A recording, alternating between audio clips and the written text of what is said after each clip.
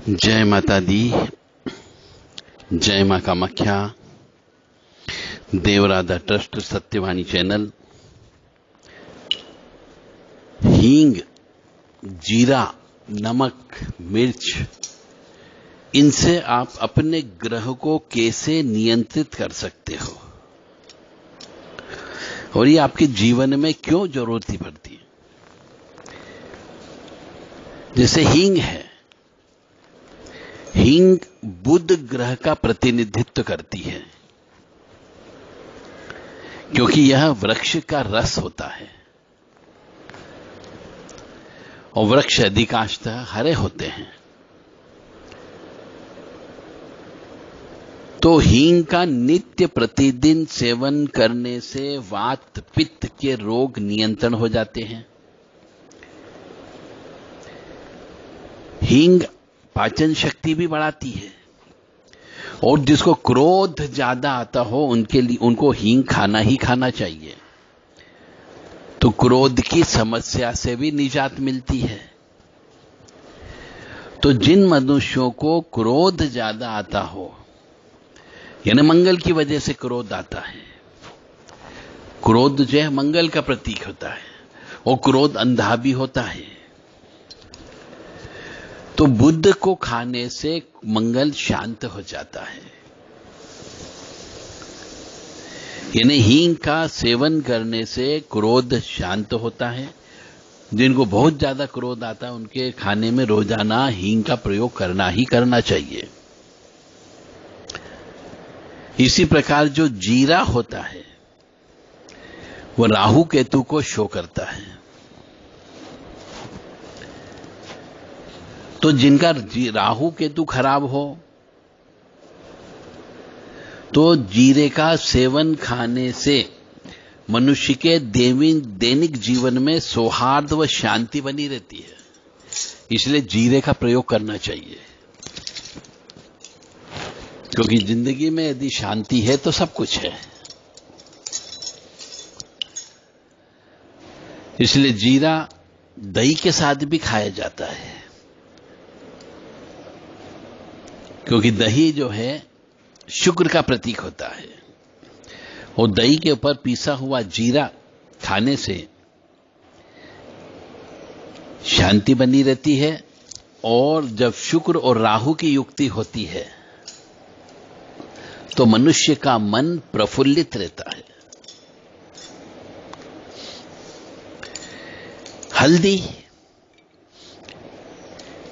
हल्दी में 1000 प्रकार के गुण होते हैं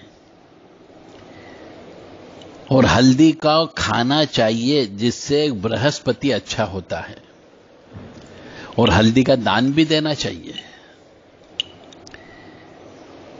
तो जिन स्त्रियों का गुरु खराब होता है, जिनका वैवाहिक जीवन खराब होता है, गुरु खराब यानी वैवाहिक जीवन खराब होता है गुरु की वजह से, तो उन स्त्रियों को सबको हल्दी का सेवन ज्यादा करना चाहिए और हल्दी का दान देना चाहिए।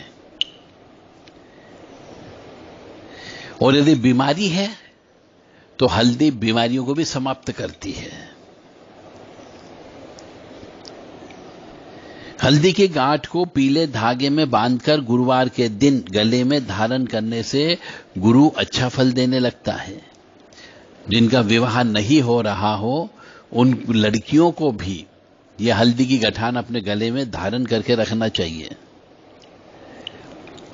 और हल्दी का दूध पीने से आर्थराइटिस की बीमारी नहीं होती है, हड्डियों की बीमारी नहीं होती है, और जो शरीर के अंदर बहुत सी जगह इन्फेक्शन होता है वो इन्फेक्शन भी हल्दी में दूध मिला करके खाने पीने से इन्फेक्शन भी नहीं होता है। इसीलिए हल्दी में दूध डाल करके पिया जाता है, यानी दूध में हल्दी डाल के पी लो। जैसा कि हरी इलायची, अब ये हरी इलायची बुध ग्रह का प्रतीक होती है।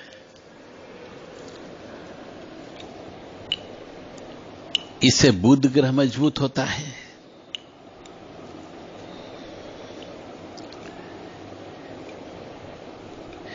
तो जब हम कैल्शियम यानी कि दूध का सेवन करते हो तो कई बार कैल्शियम नहीं पचता है, दूध नहीं पचता है, तो उसमें हरी इलायची पीस करके डालने से या उसमें उबालने से और पीने से दूध पचने लगता है।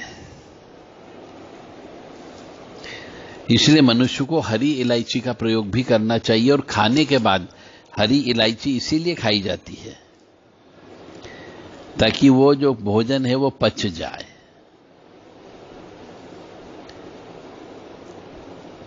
ऐसे बहुत से तरीके हैं।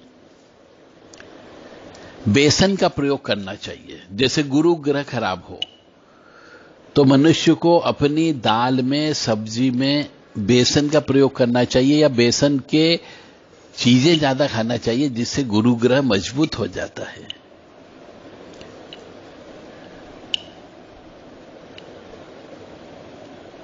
बेसन की चीज को हमेशा अधिकांशतः तेल में तल करके ही खाई जाती है, जैसे सेव, नमकीन, मिक्सचर, बूंदी। ये बेसन की कोई आइटम भी बनाई जाती है, भजिए, पकौड़े वगैरह, तो वो भी तल में ही तले जाते हैं। तो बेसन जो है यह गुरु का प्रतीक होता है। उसमें शनि को मिला दिया जाता है, तेल में तला जाता है, और साथ में मंगल यानी गरम गरम कढ़ाई में तेल डाल करके बेसन को तला जाता है। तो यहां पर मंगल भी प्रबल होता है, गुरु भी प्रबल होता है, और शनि भी प्रबल होता है यदि कोई तली हुई बेसन की आइटम खाते हैं तो मंगल प्रबल होने से, क्योंकि बेसन के आइटम में लाल मिर्ची भी डाली जाती है,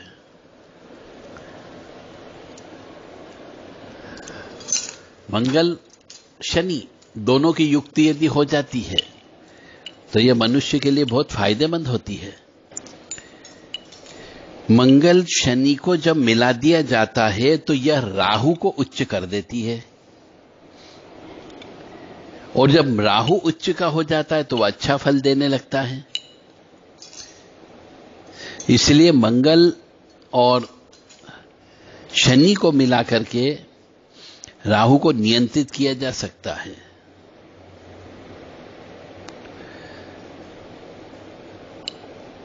मंगल यानी लाल, मंगल यानी हनुमान जी का कलर। और कुछ लोग मंगल शनि की युक्ति को विस्फोटक योग कहते हैं, क्योंकि शनि काला है, गरम है, तेल है, चीठा है, और मंगल गरम होता। द्वंद्व योग की कहते हैं, संघर्ष योग भी बोलते हैं मंगल और शनि के योग को, क्योंकि मंगल और शनि में आपस में शत्रुता है।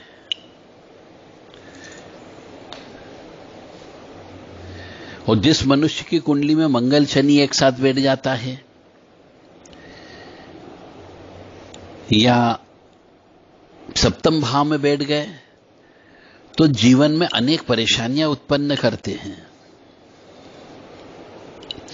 मंगल शनि वाले व्यक्ति को मिलिट्री लाइन में, पुलिस लाइन में जाना चाहिए, और मंगल शनि की युक्ति वाला व्यक्ति कभी हार नहीं मानता है, वह हमेशा अपना पराक्रम करते रहता है। और मंगल शनि आपका किस भाव में बैठा है उस पर निर्भर करता है कि आपके लिए वो फायदेमंद होगा या नुकसानमंद होगा। जय माता दी, जय मां कामाख्या।